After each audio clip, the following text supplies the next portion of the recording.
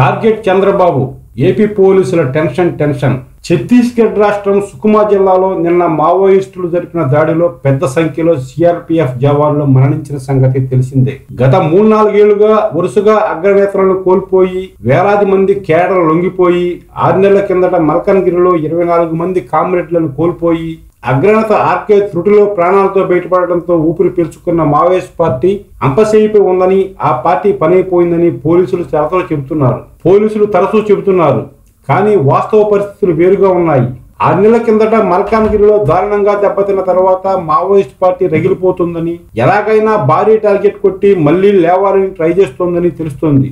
జరుగుతున్న పరిణామాలు కూడా అదే నిజమని చెబుతున్నాయి. ముఖ్యంగా ఏపీ సీఎం చంద్రబాబును లక్ష్యంగా చేసుకుని మావోయిస్టులు పకడ్బందీ పథకాలు రచిస్తున్నారని, ఆ సంగతి తెలుసుకున్న ఏపీ పోలీసులు అలాంటి అవకాశం ఇవ్వకుండా జాగ్రత్త పడుతున్నారని తెలుస్తోంది. మల్కన్గిరి ఎన్కౌంటర్ లో అగ్రనేత ఆర్కే కొద్దిలో తప్పించుకున్నారు. ఆ ఎన్కౌంటర్ లో ఆర్కే కుమారుడు మరణించాడు.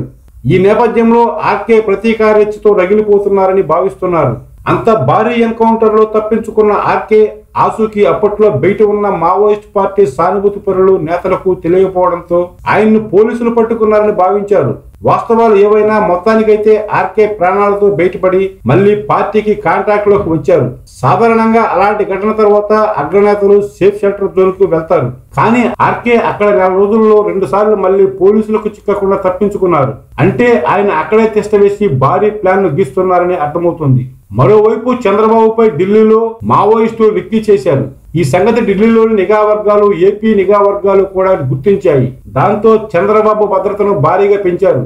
రీసెంట్ గా చంద్రబాబు హైదరాబాద్ లో కట్టుకున్న ఇంటి గృహప్రవేశం సమయంలోనూ మరోసారి రిక్కీ చేశారని తెలుస్తోంది. స్వయంగా ఏపీ డీజీపీ కూడా చంద్రబాబు తీవ్ర ముప్పులో ఉన్నారని ప్రకటించారు. అమరావతిలో చంద్రబాబు వచ్చిపోయే మార్గాలను తరచూ మారుస్తున్నారు.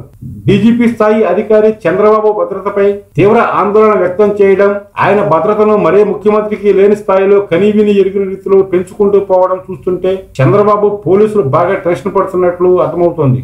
పరిస్థితులు అంత క్లిష్టంగా ఉంటే తప్ప టెన్షన్ ఈ స్థాయిలో ఉండదు. చంద్రబాబు లక్ష్యంగా ఆర్కే ఇప్పటికే యాక్షన్ టీంలు ఏర్పాటు చేసినట్లు తెలుస్తోంది.